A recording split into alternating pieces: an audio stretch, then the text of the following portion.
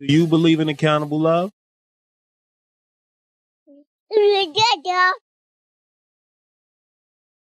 Hello, welcome to Accountable Love, home of the LoveSnobs, where love is a group journey. My name's Aziz. I'm Jerri. And today we have two guests. We have Miss Prince, Lavarn Prince. A.K.A. Miss Brown.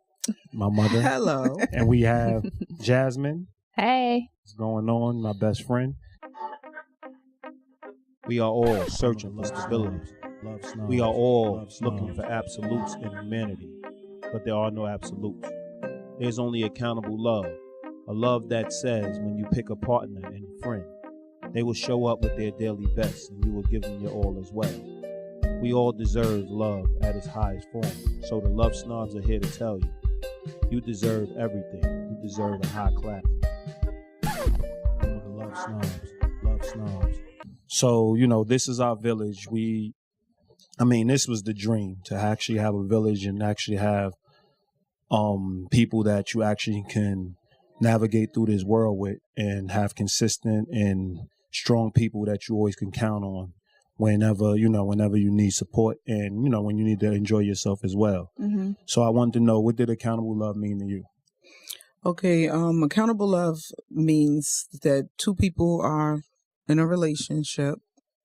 First of all, it could be they meet each other, they like each other, they are friends first, and then they fall in love or they become lovers. And so together they're looking for a relationship that they can grow in.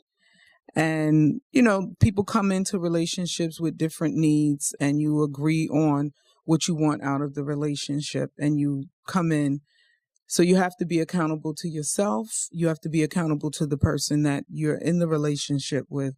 And you have to be accountable to what you say that you want out of the relationship and what you're willing to give in the relationship. And a lot of times relationships start off with people bringing their representatives, trying to put their best foot forward, and they're saying at that point, this is what they want, and then they want to change somewhere down the line. And then if the other person says, well, this isn't what I signed up for, that person gets mad, but you said you love me, but you're changing. Starts emotional blackmail. Yeah. Definitely, you're changing. You're changing.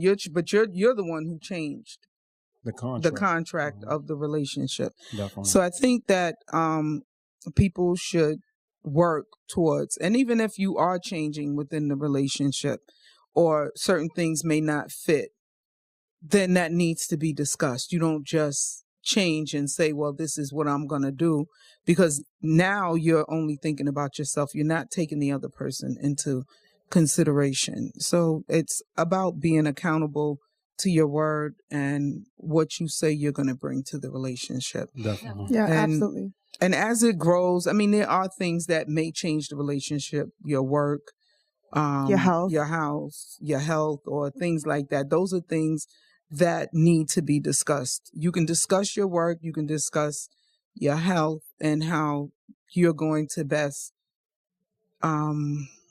make changes so that your health does not have a really big negative impact in the relationship. Because if you're going to continue to be unhealthy, rather than work together to keep that part healthy, you're still not living up to your part of the relationship. Definitely. Yeah, absolutely. What about you, Jazz?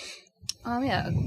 So I see accountable love as more general. I don't think it, not to that you don't say it that way, but in your explanation, it's across the board. So whether it's friendships, partnerships, whatever it is. So it's basically just being accountable for the things that you say.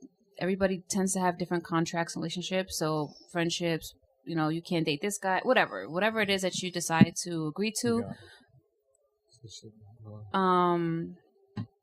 that you're accountable for things you say. It's being taking account to other people, taking account to what you say. And I think it's knowing yourself enough to know what you're capable of and what you're not capable of. I do agree things are going to change, but I do think sometimes, and also that we put our best foot forward, but I also think sometimes we don't think long enough about whether we're going to be into something long term. I'm going to commit now because it sounds good. I feel emotionally great about it. We're powered up. And then a few months in, things start to become meticulous and tiresome, and now I want to change my mind. And it's in those situations you have to be accountable for what you agree to. Yeah, it's basically governing yourself. It's really integrity within the relationship. Absolutely. And making sure that you show up every day, but even when you don't want to show up. Exactly. Because although I, love you guys, I don't always, there's times I want to stay home. There's times I want to, well, you already know. Like, yeah. There's times I just need to like veg out on my own couch. You know what I mean? And so, but I know that I also have, I signed a contract and I have an obligation to my friends. So if I'm supposed to be down here, then I can't, then I have to push myself even more to make it here. It doesn't mean that you always feel up to the task, because you get, we're getting old. I'm up in age now. So I don't have the same energy anymore. Because I'm up in age. I am. But you're sitting here. You're sitting here. You're sitting here with somebody older than you by, a good margin. Let's not call out. We don't want to. Don't shout. We don't want to shout your age out. But anyway, the energy changes, and but you have to make sure that you push yourself extra, because it's not about. It's not about feeling good all the time. It's about making sure that you keep your word and being the person that you signed up for. Yeah, it's like a marriage. Yeah, it is. What anybody would basically say marriage is exactly what being accountable is.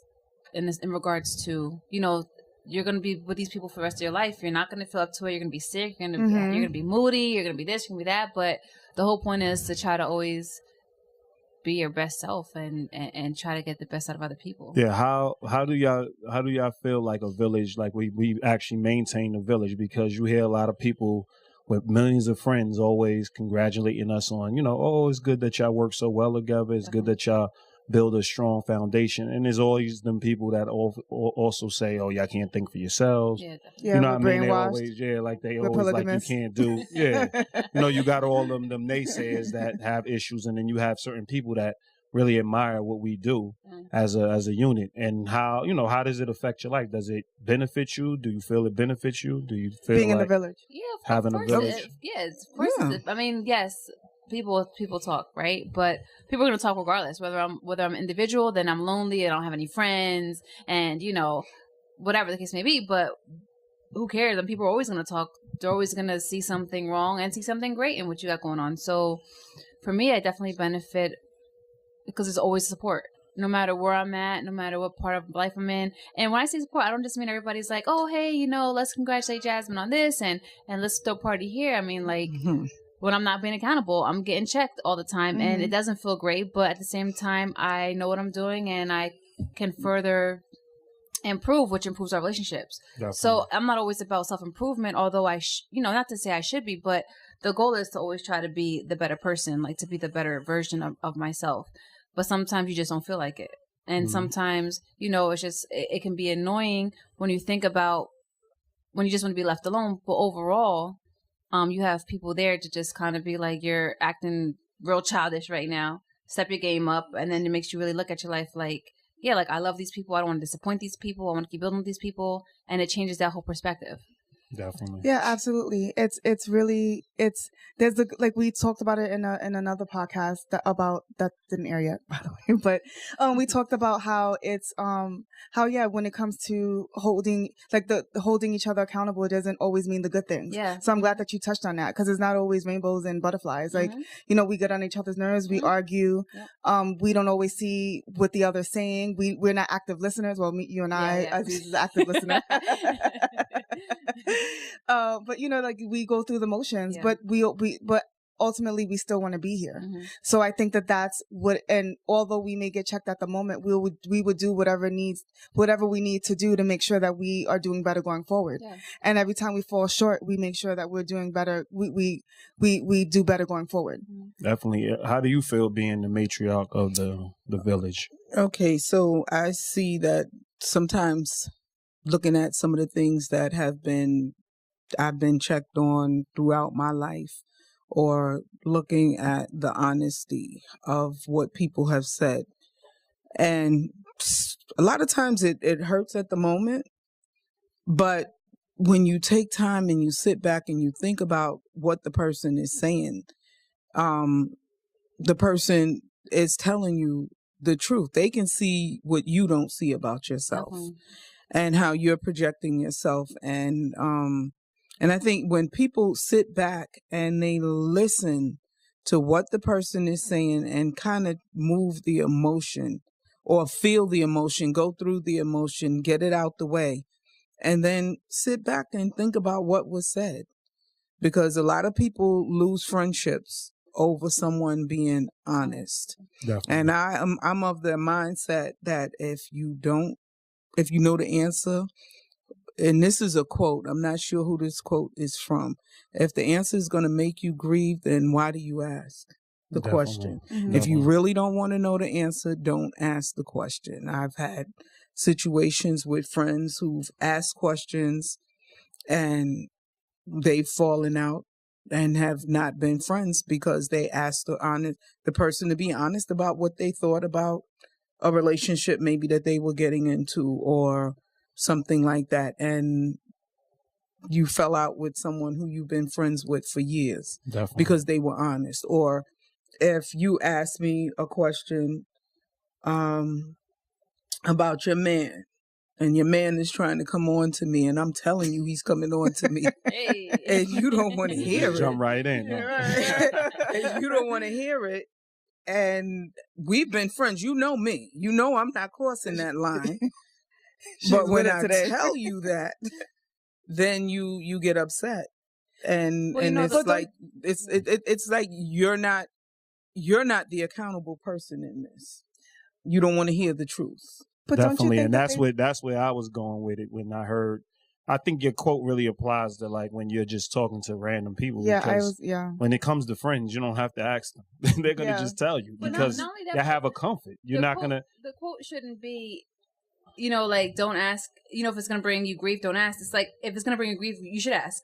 Because then you really know, like then it's gonna really put you in the right place. But that should be the quote. I'm not saying, but no. We're not knocking the quote, but I think where the quote applies, but as soon as you said, would be more like, you should on a social level than like when personal relationships, because personal relationships and where we come from with being accountable in love, personal relationships is all about honesty and it's all about being truthful and it's all about being trustworthy. It's all about saying what comes to your mind and then working through the issues. But then you want to change the culture of personal relationships or the mindset, because I'm speaking from the mindset that everybody thinks they're in a personal relationship. Oh yeah, definitely. Yeah. I would agree. And then you find out that this personal relationship isn't as strong. Yeah, like once it gets too personal. Right, as strong as you thought it was. Well, we supposed to be besties and I should be able to say what comes to my mind and you should be open to hear it.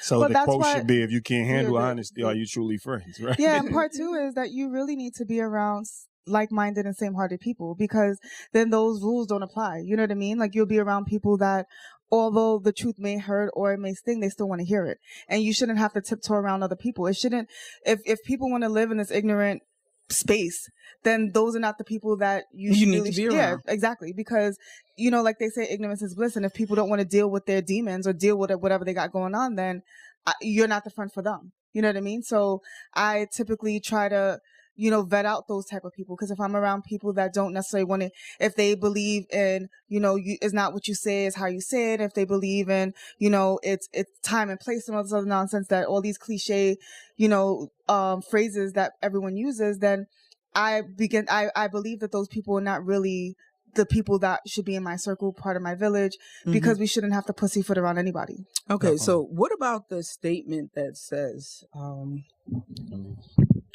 that says praise in public and chastise or correct in private?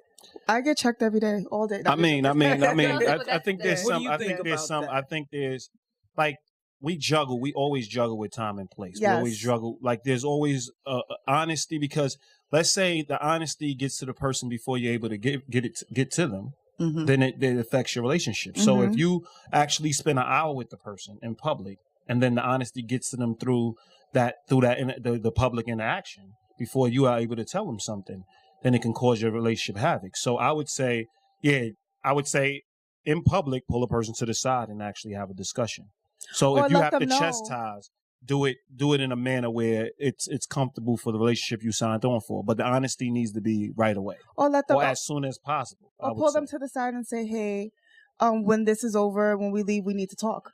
Definitely. You know what I mean? As it doesn't, depending on where you at or what's happening around you. But you still don't want I still, like, I know me on a personal level, I still would never want to hear it from somebody else. No, when you can hear it agreed. from the person. So if it's something that is imminent, but I would say even if it's just it's something that needs to be said, then I think you excuse yourself, you pull them to the side because y'all are friends. So anytime you pull somebody to the side, anytime you have to have a discussion with the person, everybody around you should understand how y'all interact. Yeah. Everybody around you should have a clear understanding. Now, me, on a personal level, you can tell me anything because I don't believe in keeping secrets. So if you can say it in public, say it in public. Because at the end of the day, I'm looking at who it's coming from.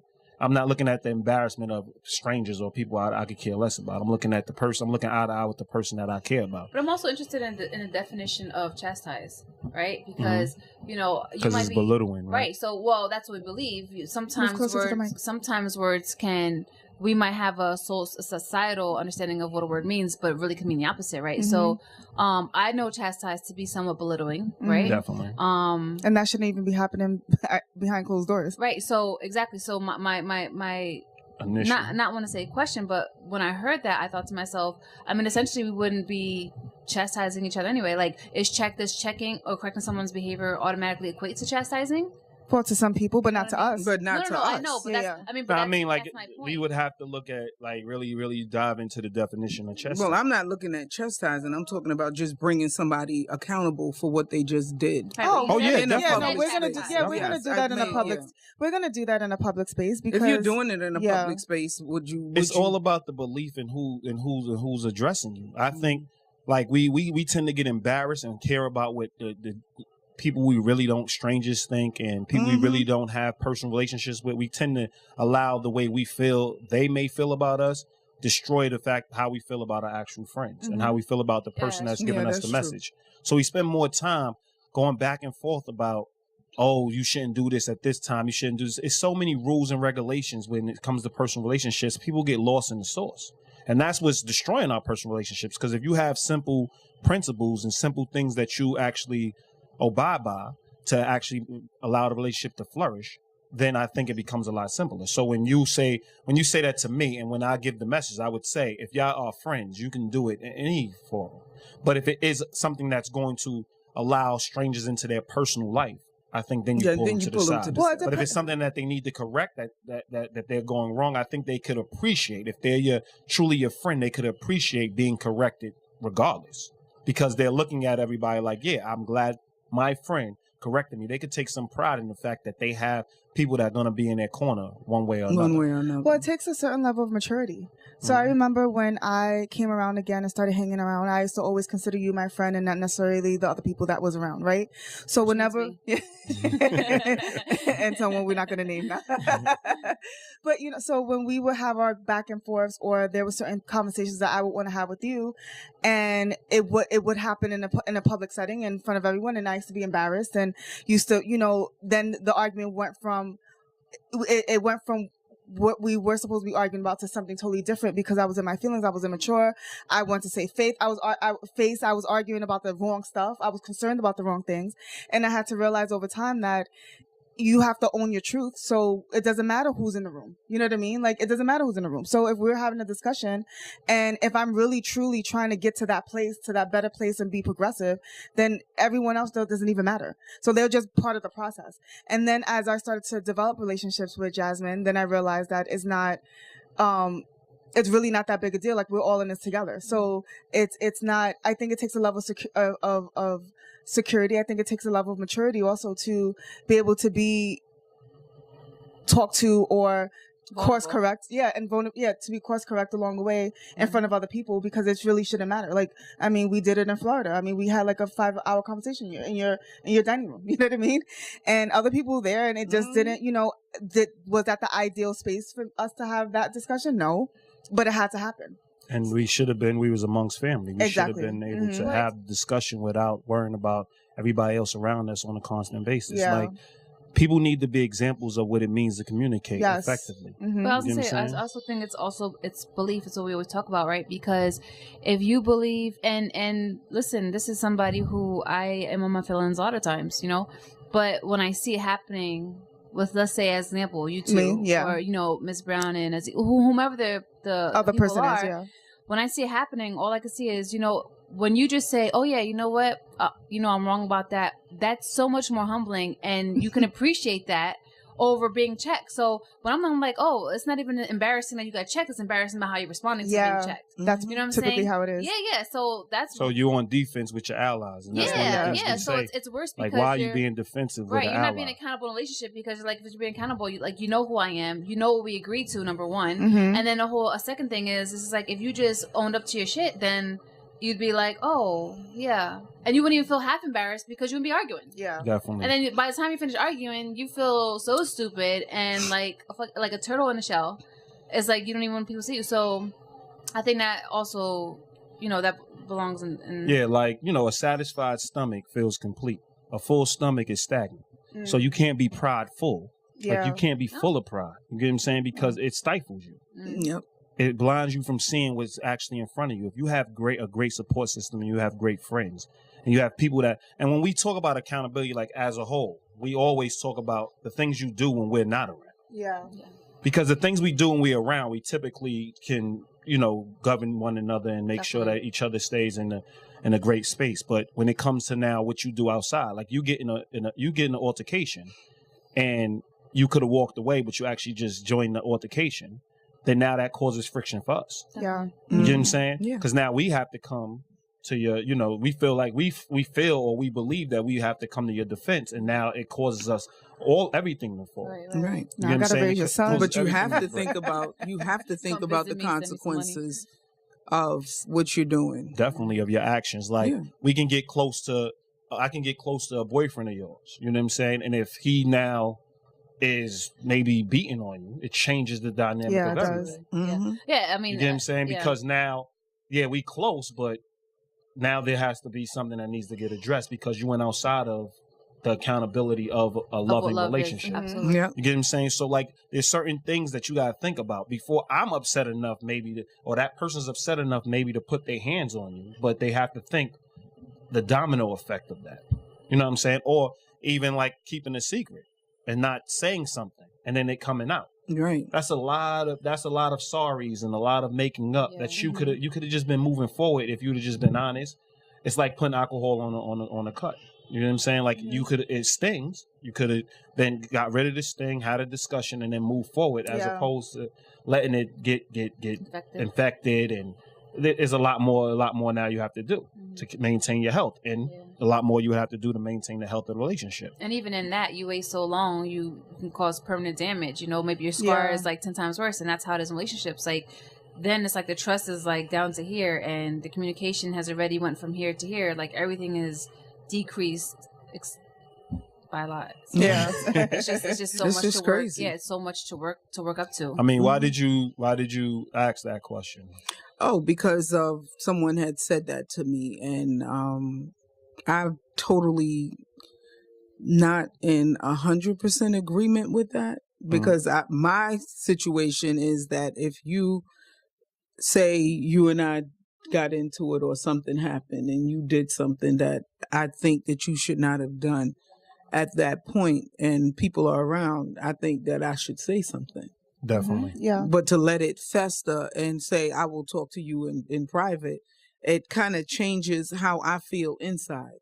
And then knowing me, I may become passive aggressive and just deal with you in a passive aggressive manner rather than just get it off my chest, say, look, this is what you did. I didn't like it, and move on from that.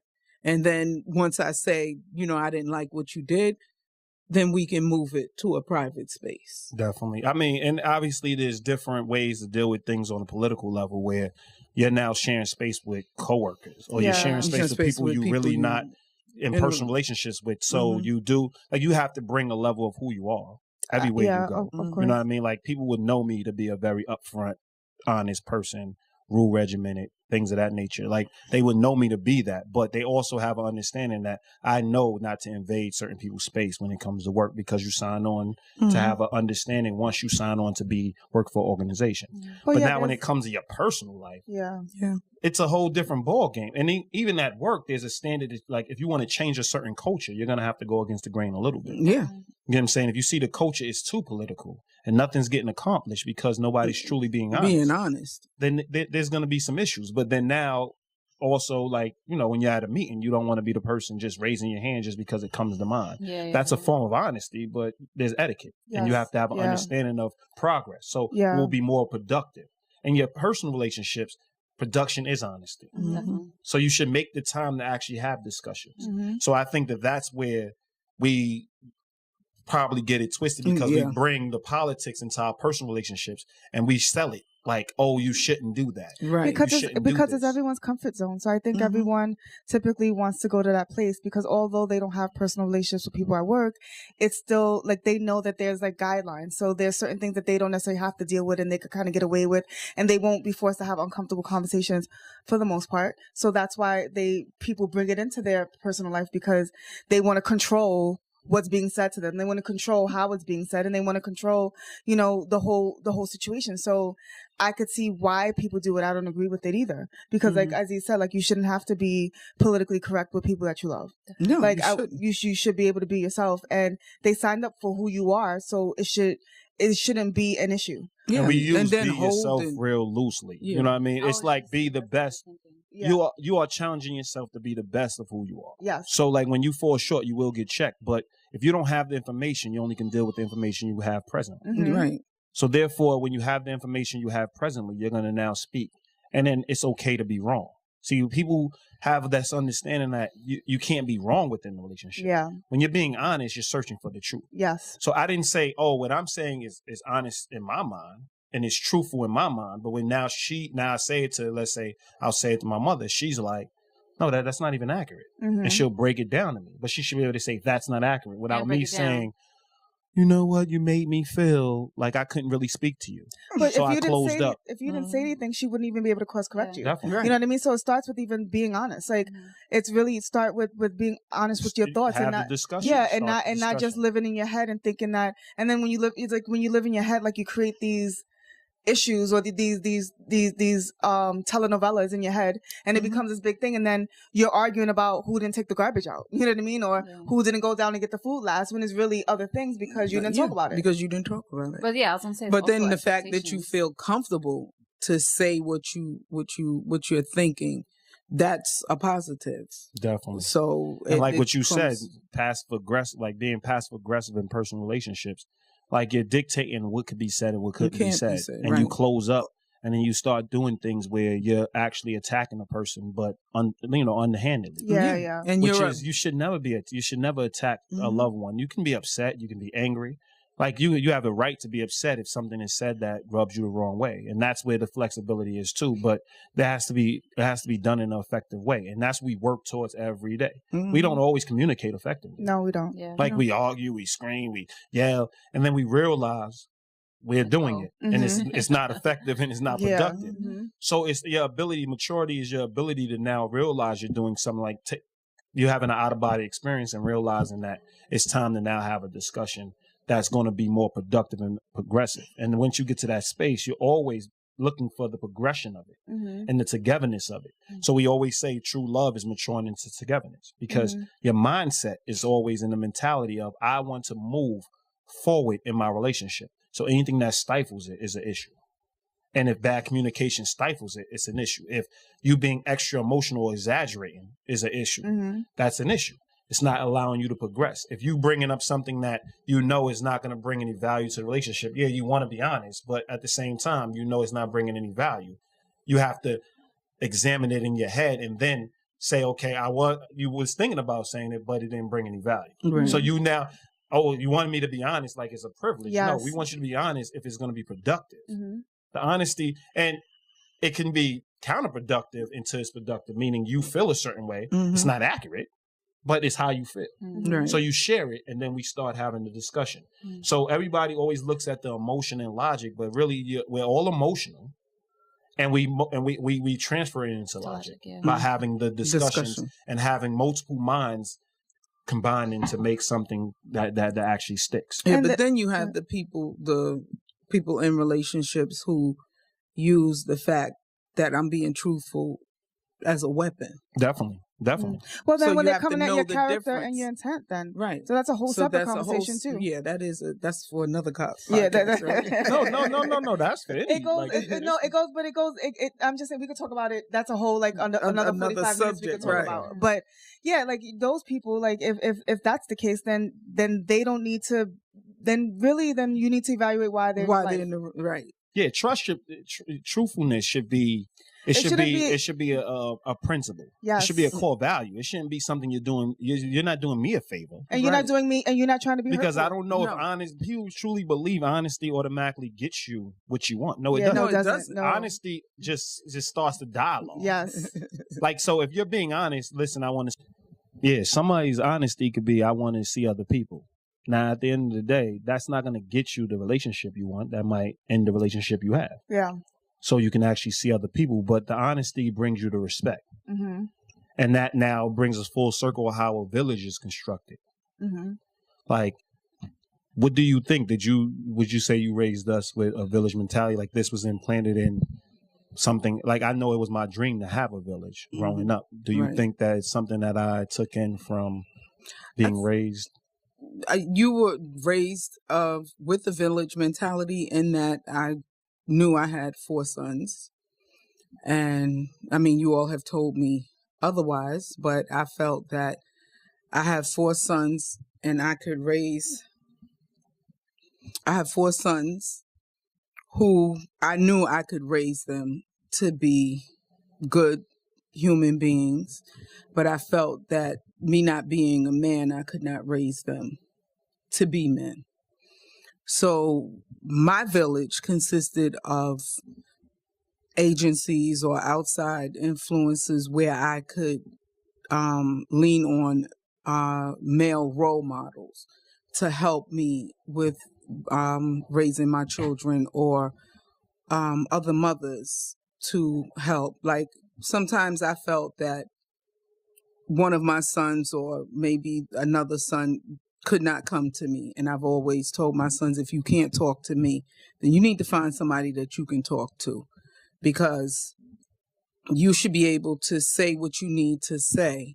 And if that person can help you, then I have to take a back seat, because maybe at that time I can't take it in, or I don't understand it, or I'm in a mindset where I'm being a disciplinarian or an authoritarian and I can't see because you're too close to me and someone else can help you.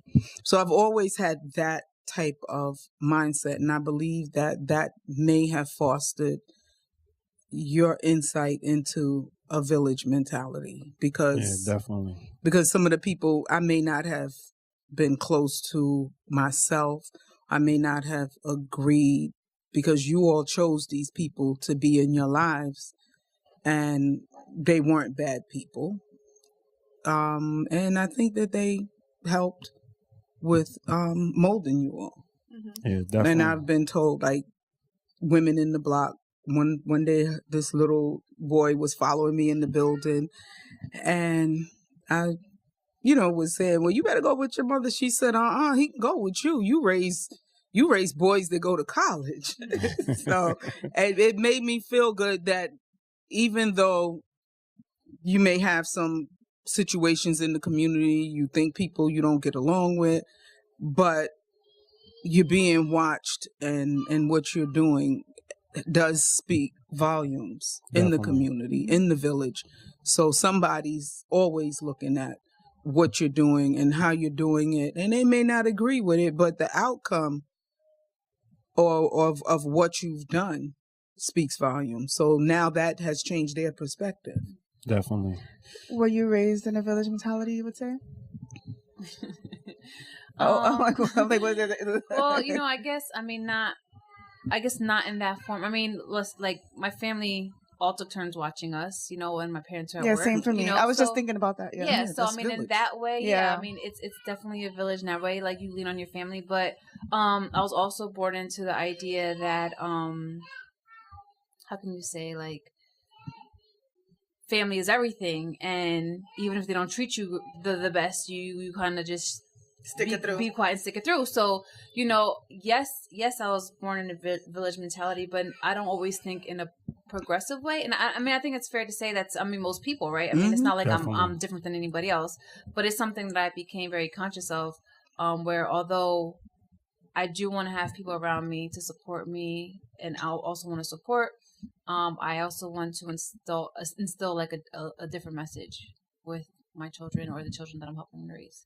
Definitely. Well, yeah, same for me. Like, as Ms. Brown was talking, I was thinking of I was always around my cousins, and my uncle, you know, they, and my aunts, they babysat us and did all that stuff. And sometimes when, you know, aunts fell on hard times, we lived with them or they lived with us and stuff like along those lines. But that was like the extent of the village. And to Jasmine's point, it was family over everything. And it's, you know, family could do not that they can't do any wrong, but even if in the wrong, you still had to accept it because they were family. As I got older, I realized that, you know, there's a standard for everything, even family members. You have to create boundaries. And I'm raising my child or our child with the village mentality where it goes beyond the babysitting.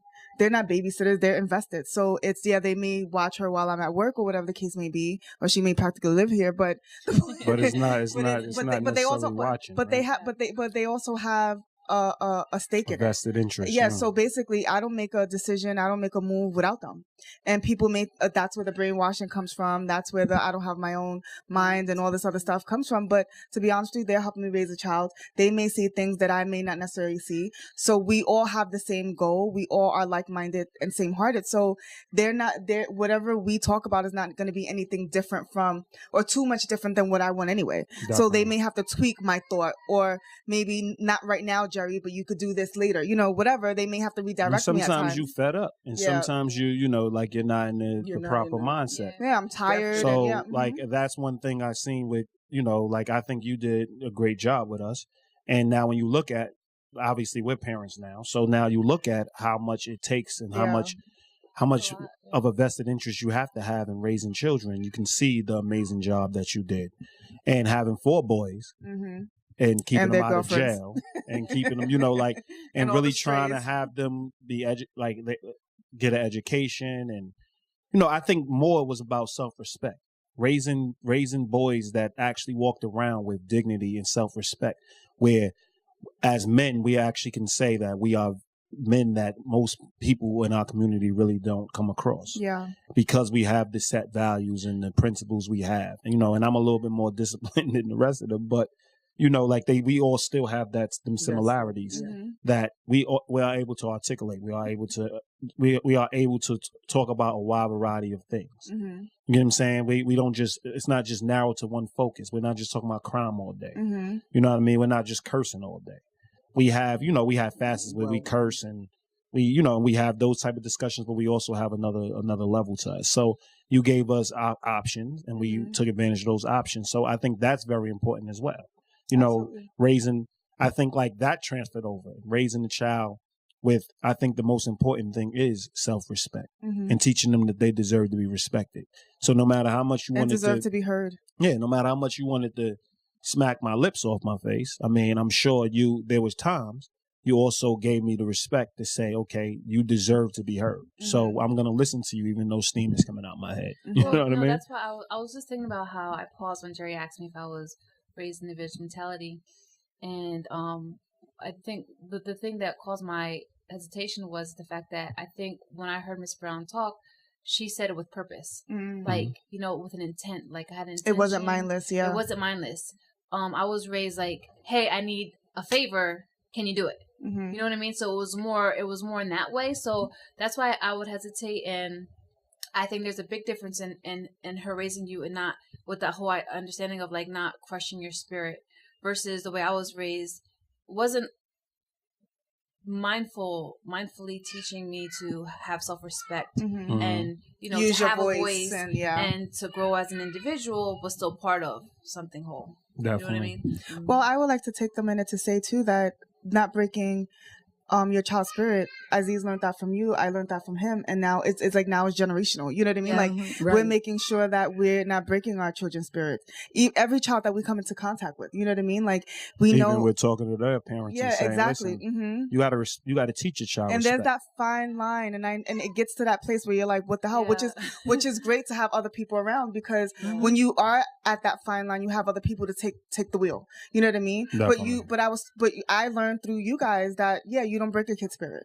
And I was a kid whose spirit was broken. You know what I mean? So I knew how that felt, and I didn't want to. Although I didn't want to do it to my child, I didn't know how to execute it. Right. But I learned through you guys how to do and it. once you let the spirit out the bag, it didn't Oh my stop. God! Yeah. Because, you would you know- have a long day's work, and I'm like, I'm not doing this. X, Y, and Z. That's wrong. That's wrong. That's not fair. You know, so it was just, I understand coming home tired now, you know what I mean, and having Like, just do Do it. having Camille, Yeah. but that's just not gonna happen. Like you gotta have, and it's the same way we talk about in having our personal relationships, because it is amazing how we expect so much more from our children. Yeah, Yeah. that we can't even do. Yeah. Like And- adults, yes. and that's a Or lot of even the before you reinforcement think we have with to each yourself. other. Absolutely.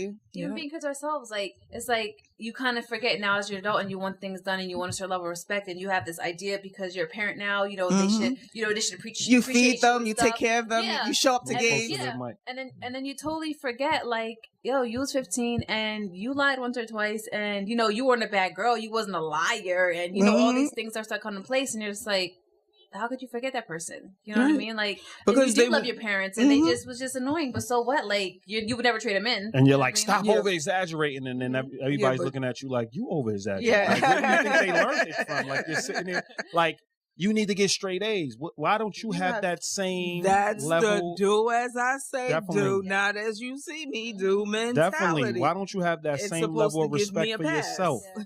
Definitely. Like, cause you're older, I've been through it. No, you've been through it. You need to Then teach it. Right. So you need to be the walking example. Like I always tell people, I always want my kids to be better than me. I want to be a place where if my kids are better, let's say I want the bar so high where they can't be better or they can't be worse. If they're me, it's okay. It's okay. If it's duplicated, then that's enough.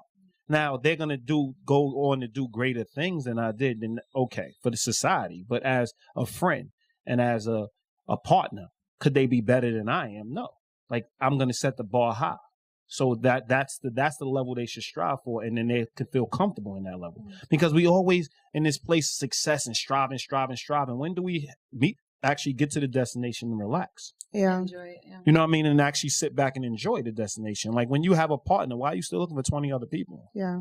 Like enjoy the partnership. Mhm. And it is because a lot of people are moving and this person's in, this person's in, this person's in, and they think they're missing out and they're doing X, Y, and Z. And it's just wrong. And It's a bad everyone wants to be mentality. stimulated, and like everyone needs something.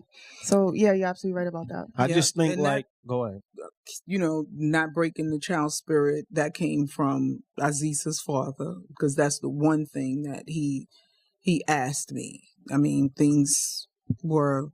we had a good relationship, but there were things in the relationship that should not have been tolerated. But the one thing he did say is, don't break my son's spirit.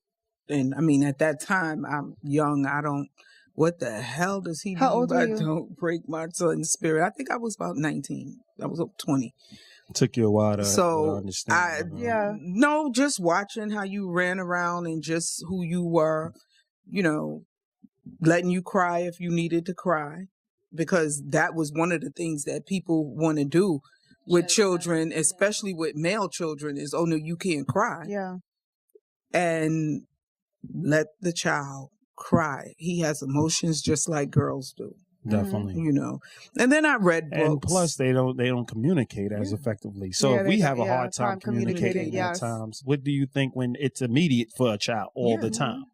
Like they learn how to build I can't get what I want right away, but their impulse control is not there Right. like ours will be. So they're crying for every last thing they can't get, and then we're teaching them along the line like that may not be how you want to handle that particular situation, but when it comes, you're hurt or you're injured, cry. You should be able to cry. You should be able to express yourself. Right. But, I think that now everybody gets a chance to see how a village and how we have discussions and how we are actively having these type of discussions all the time. Absolutely. You know what I mean? And we build a village, whereas we're on camera and we really don't, like we're looking for things to talk about because we talk about so much. Mm-hmm.